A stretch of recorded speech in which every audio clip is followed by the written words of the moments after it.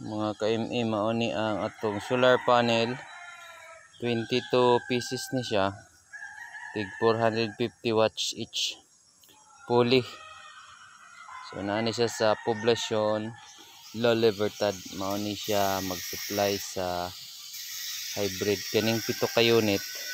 Mo din ang tangke sa tubig. Then kaning 15 plus 1 unit. Mao na siya para diha sa tangke na to sa atong water pump inverter.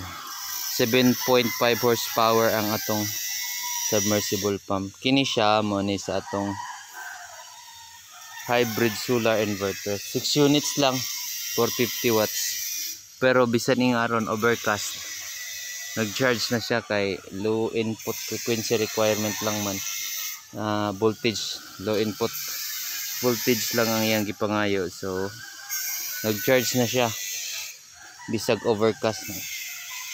Money Project 3. Kana siya ang barangay hall, kato ang DSWD, kato another sana siya nga building sa government or government. Sa likod aning barangay hall sa poblasyon is ang daycare center. Madinang tower na siya sa Smart. National na siya, La Libertad National. Kana siya mga lubi na gina siya diya, mga KMA.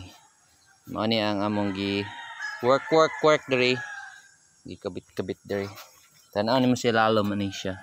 Among gipiping ang iyang mga connection kay para safety na siya. So ang MC4 na to siya naka-connect 3.